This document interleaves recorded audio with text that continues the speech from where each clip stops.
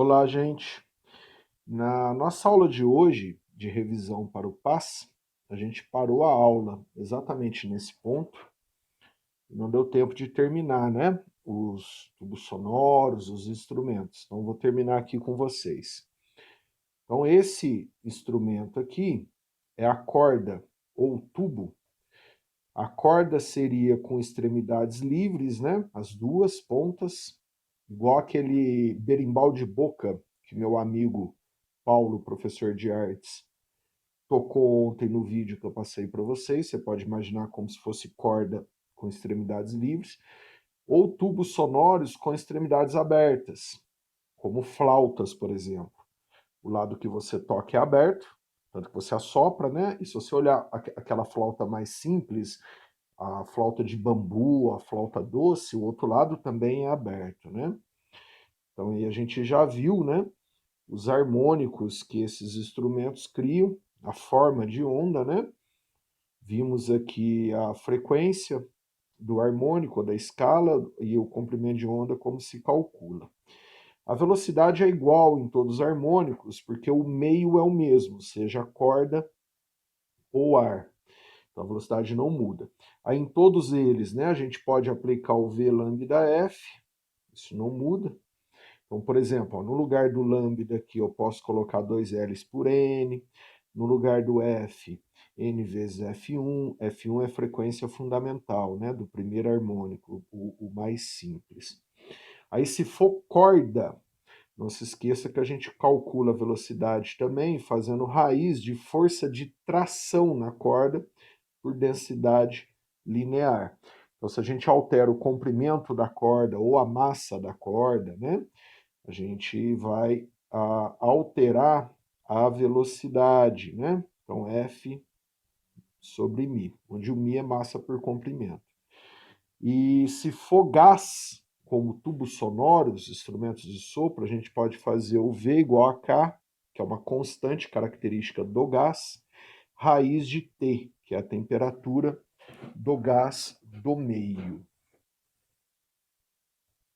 O próximo possível instrumento, a gente pode ter corda com extremidade, uma extremidade fixa e outra livre, ou tubo sonoro com uma extremidade fechada e outra aberta. Então, imagina aqui a corda, ó, essa ponta da corda está fixa e essa ponta da corda está livre. Aí, se for o tubo, essa ponta do tubo está fechado, né? Dá para ver pela figura ali, ó. E o outro lado do tubo está aberto. Dá para ver pela figura ali, ó. Aí tem os instrumentos, eu acho que são instrumentos de percussão, que são tipo alguns arames que você fica batendo no arame, tocando no arame, né? Aí o arame oscila. Você pode imaginar como essa corda. A ponta do arame ele é fixo e a outra ponta é livre, solta. Outro que você pode imaginar, se você pegar as palhetas da gaita, olha a gaita, dentro da gaita, a gaita normal, você vai ver que são arames pequenos, né, minúsculos, onde ele é fixo numa ponta e livre na outra. Palheta para tocar saxofone, se você desmontar o tubo do saxofone, você vai ver que tem uma palheta ali dentro, bem fininha. Ela fica, uma extremidade, uma ponta, ela fica fixa e a outra livre para oscilar. Então você pode imaginar esses instrumentos como se fosse essa corda. O tubo fechado e aberto também tem vários. Tem algumas, eu não sei o nome certo, mas não sei se é gaita ou flauta, tipo feita de bambu, onde a parte de cima é aberta e a parte de baixo é fechado. Aí são vários comprimentos juntos e a pessoa toca assim perto da boca, soprando. Então, se você olhar lá embaixo, o tubo é ocluído, é fechado, como um bambuzinho. E a parte de cima é aberta onde ele assopra. Então, você pode imaginar isso. Aí, como fica esses instrumentos? Desse lado da corda ou do tubo, você vai ter sempre um nó, seja da corda ou do tubo. Já do outro lado da corda ou do tubo, você vai ter sempre um ventre. seja aqui da corda ou do tubo. Então, a onda estacionária criada nesses instrumentos, ó, a mais simples, né? Você vai pegar sempre um nó aqui, e um ventre aqui, ó. Então, essa vai ser a configuração da onda estacionária. Você vai ter que ligar para mim sempre um nó de um lado a um ventre do outro lado. Aí, como são as ondas, né, os harmônicos desses instrumentos? Ó, vamos lá. Vou colar uma figura igual fiz em aula, para agilizar a nossa aula, né? Então, encaro como continuação da aula que foi gravada para vocês, tá? Aqui, ó, esses instrumentos estão aqui. Então, aqui, ó, nós temos as possibilidades, né, de harmônicos, ó, sendo nó e ventre, alguns, né? Então, se você reparar, ó, aqui eu tenho sempre o nó, que é a ponta fixa da corda ou a extremidade fechada do tubo, e aqui sempre ventres, ó, que é a ponta livre da corda ou extremidade aberta do tubo, ó. Então aí tá as ondas estacionárias. A mais simples, que é chamada de fundamental, ó, então tá escrito aqui, ó, fundamental ou primeiro harmônico, é a mais simples. Ligando o nó no ventre, ó, você vai ter isso aqui, né? Não tem mais simples do que isso, ligando o nó a um ventre, ó. Aí isso aqui equivale a quantos fusos? Esse desenho aqui, ó, guarda o desenho, ó, que eu vou lá para cima. Eu vou lá em cima para a gente analisar. Lá no começo da aula de hoje, ó, né? Tá aqui, ó. Primeiro desenho da aula de hoje, ó. Quantos fusos eu tenho ali, ó? Se você reparou, eu tenho metade de um fuso, né? Aqui eu tenho um ventre, ó o ventre, ó, e um nó, né? Aqui tá o nó. Então, se eu ligar esse ventre ao nó, né? O ventre aqui, ó, a gente tem metade de um fuso. Então, a metade de um fuso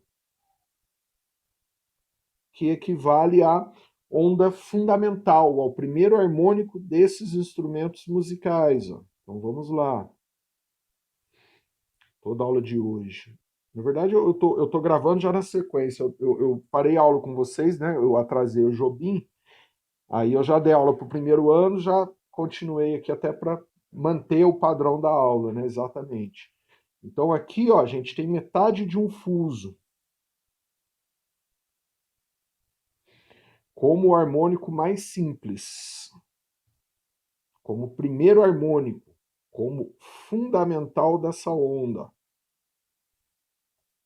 Meio fuso, como você viu lá em cima. Sacou? Então o meio fuso é o fundamental, é o primeiro harmônico. E a próxima configuração possível? Ligando sempre num extremo nó, no outro extremo fuso. Você vai ter essa configuração possível, né? A próxima, né? Não tem outra. Entre essa e essa possível, ligando no extremo nó, no outro extremo fuso. Aí te pergunto, ó, se a onda mais simples, a fundamental, o primeiro harmônico, é metade de um fuso, quantas metades de fuso tem nessa aqui embaixo? São 3 metades de fuso, ó. Uma metade de fuso está aqui, outra metade de fuso está aqui, outra metade de fuso está aqui. Ou seja, se a mais simples é meio fuso, a próxima possível são 3 metades de fuso, comparativamente, a gente já vai para o terceiro harmônico, terceira escala, terceira oitava musical. Esses instrumentos, eles não têm os harmônicos pares, as escalas pares, as oscilações pares. A próxima, né, ligando sempre, ó, ventre e nó.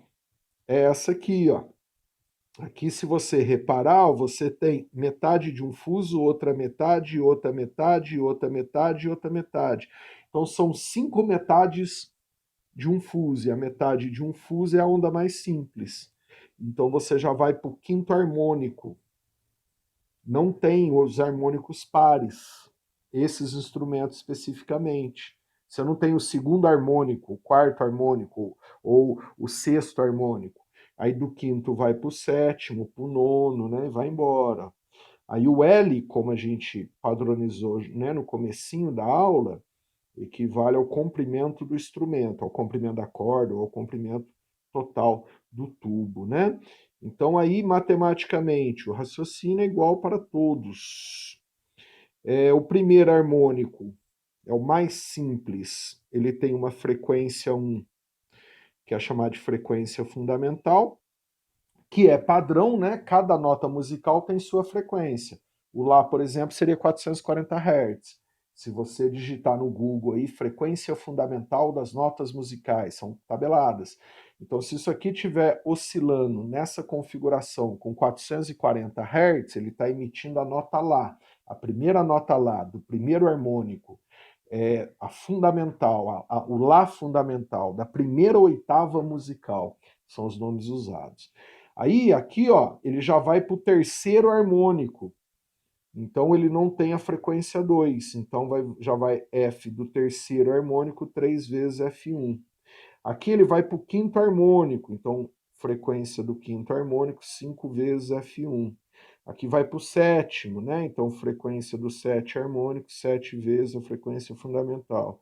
Vai para o nono, 9 vezes a frequência fundamental. Quando você multiplica a frequência, ou seja, você muda os harmônicos, você não muda a nota. Então, se isso aqui é uma nota Lá, aqui também é Lá, aqui também é Lá, aqui também é Lá, é Lá. Porém, são os outros Lás. Quem toca algum instrumento aí sabe que, teoricamente, são infinitas notas. Aqui seria o Lá do primeiro harmônico, da primeira oitava. Aqui é o Lá do terceiro harmônico. É o Lá do quinto harmônico, o Lá do sétimo harmônico. Como eles vão aumentando a frequência, eles vão ficando mais agudos, né? Nesse caso, você não tem a nota Lá, por exemplo, ou Dó, qualquer outra nota, dos harmônicos pares. Aí você pode perguntar assim para mim, ó, aqui, isso é pergunta de vocês. Professor, eu olhei aqui na internet, eu vi que o Lá fundamental, ele tem a frequência de 440 Hz. Beleza. Então, isso aqui estaria oscilando com 440 Hz, caso seja um instrumento emitindo a nota Lá. Isso mesmo. Tá, o próximo Lá que eu vou conseguir produzir vai ser o terceiro harmônico. Então, ele vai ficar 3 vezes 440, que vai dar 1320 Hz. Exato. Se você passar a oscilar o mesmo instrumento, a mesma flauta, com 1320 Hz, ele passa a vibrar dessa forma e emite o Lá, a nota Lá do terceiro harmônico. Isso mesmo. No mesmo instrumento. Aí você pergunta, peraí, mas e se eu multiplicar por 2? 2 vezes 440 me dando 880 Hz. Ele não iria oscilar no segundo harmônico? Então esse instrumento ele não tem o segundo harmônico, a segunda oscilação. Você até pode tentar, mas ele não emite nota. Você não consegue criar nesse instrumento uma onda estacionária com 880 Hz. Se você oscilar aqui com 880 Hz, ele não cria as ondas estacionárias. Ele não emite a nota, entendeu? Então, matematicamente é possível calcular, mas na prática o instrumento não vai emitir a nota. Aí como é que a gente calcula? Eu vou fazer igualzinho aqui, ó, né? A frequência, o comprimento de onda. Então vamos lá. O comprimento de onda, que esse aqui está até aqui do lado, ó, tá vendo? Nesse instrumento, o comprimento de onda, comprimento N, vai ser 4 vezes L dividido por N, onde N é o número do harmônico.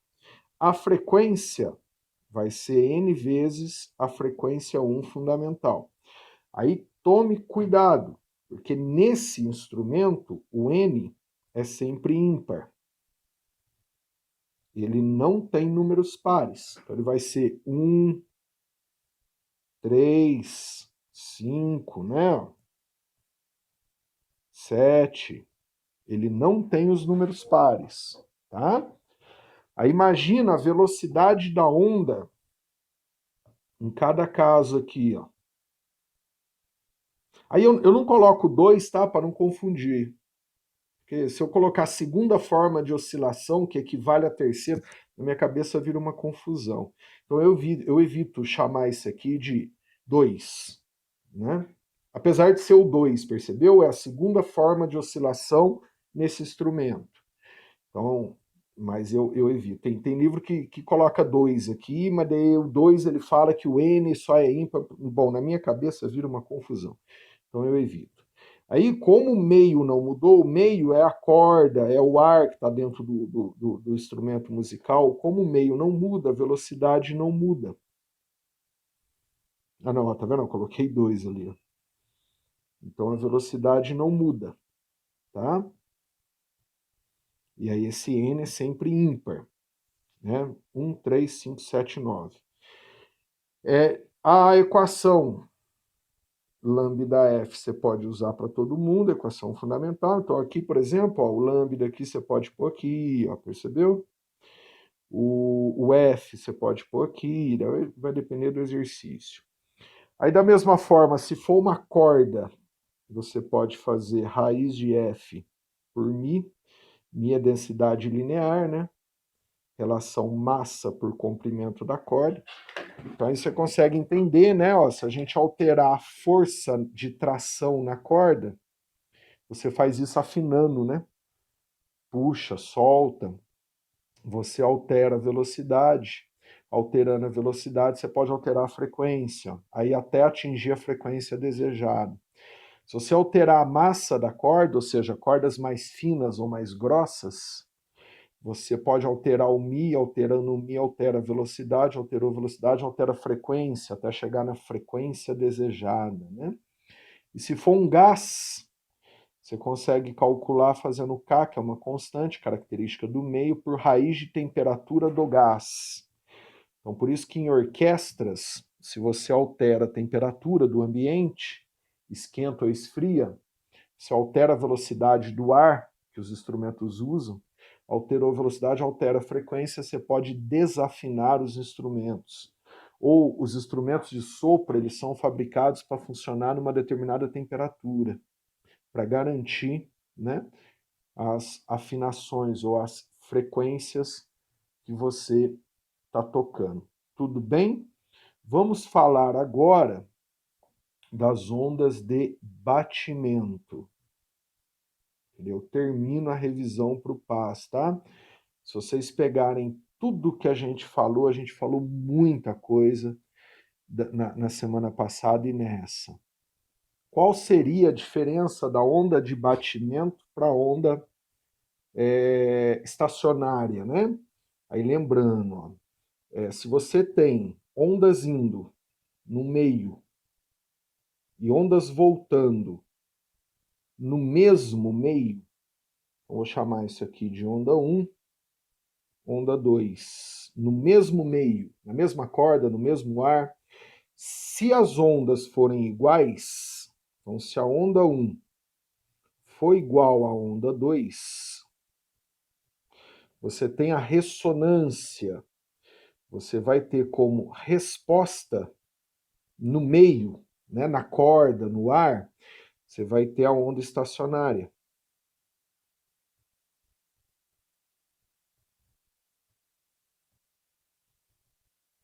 Como resposta disso aí, né?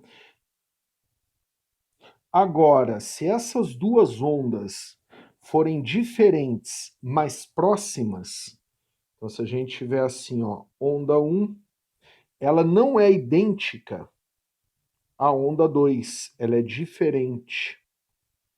Porém, elas possuem frequências próximas. Então, é diferente, mas é próximo. Aí você não cria onda estacionária, você vai criar a onda de batimento. Na prática, a onda estacionária é o que criamos nos instrumentos musicais. Então, se for uma onda estacionária, as duas ondas que estão criando a interferência constante forem idênticas, você cria um som amplificado e constante, como um tom, entendeu? Um dó.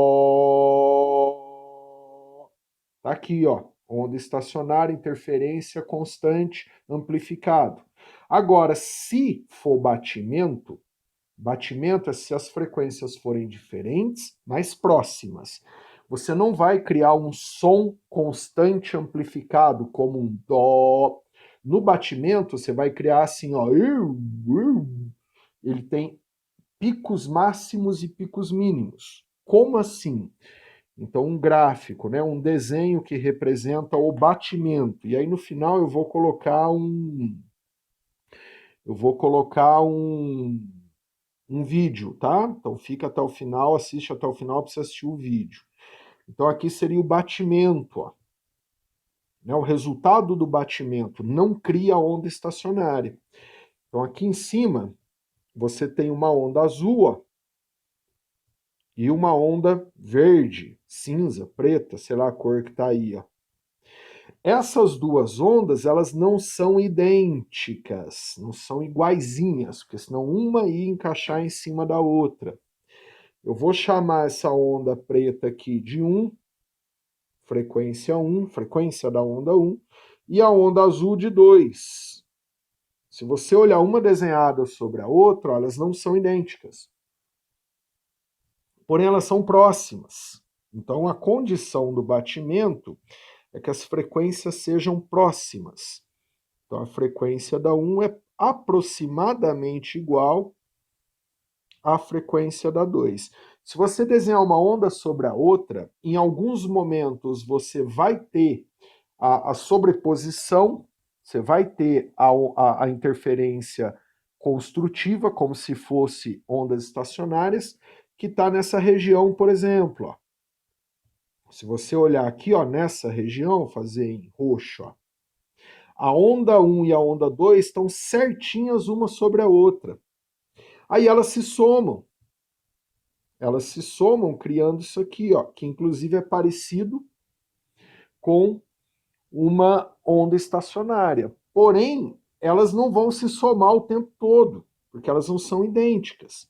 Aí, se você pegar aqui nessa região, por exemplo, ó, elas ficam opostas. Ó, oposto que eu quero dizer é o seguinte, ó.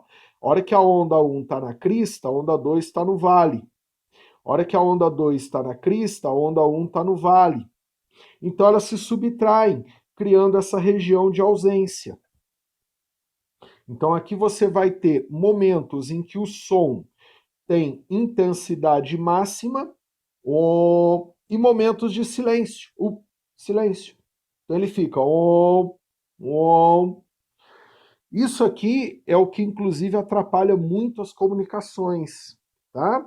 Porque se você tem interferência de onda estacionária, por exemplo, você tem o som constante amplificado. Agora, se você tem o batimento, não. O batimento, o som, ele fica up e silêncio. Então, em comunicações aéreas, por exemplo, né, o batimento ele é pior do que a ressonância, do que as ondas estacionárias. Aí, matematicamente, né, como é que a gente trata a onda de batimento?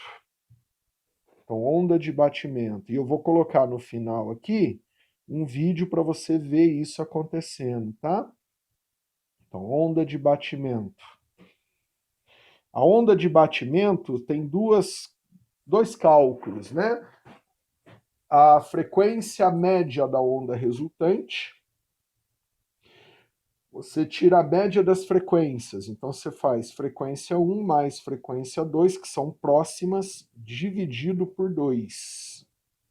Aí, essa frequência que você está determinando aqui, ó, É a frequência média da onda resultante.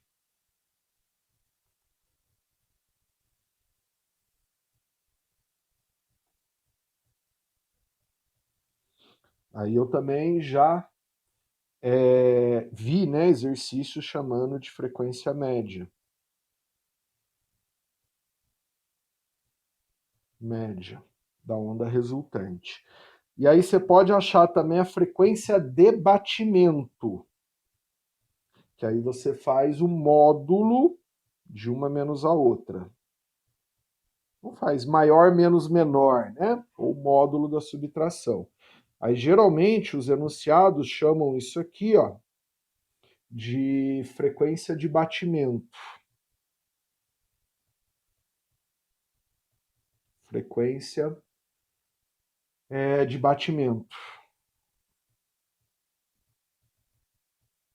Que é quantos som e silêncio você tem. Quantos né, você tem. Seria a frequência entre os máximos ou mínimos, né, da onda. Aí eu vou colocar no final desse vídeo um exemplo, tá? Dos batimentos. Então assista que você vai ver isso que eu estou comentando, né? O som fazia assim, que são esses máximos e mínimos do resultado da soma de duas ondas que não são idênticas, mas possuem frequências muito próximas. O que você escutar do é essa onda de baixo. Quando a interferência for, né, máxima, assim, ele dá o som on. Quando tiver mínimo, ele fica em silêncio. Então fica on, on, on. Tudo bem? Então assista o finalzinho. Um abraço, bons estudos, de muito coração, boa prova, né, da UNB nesse final de semana. Estarei torcendo e mandando boas energias. Até.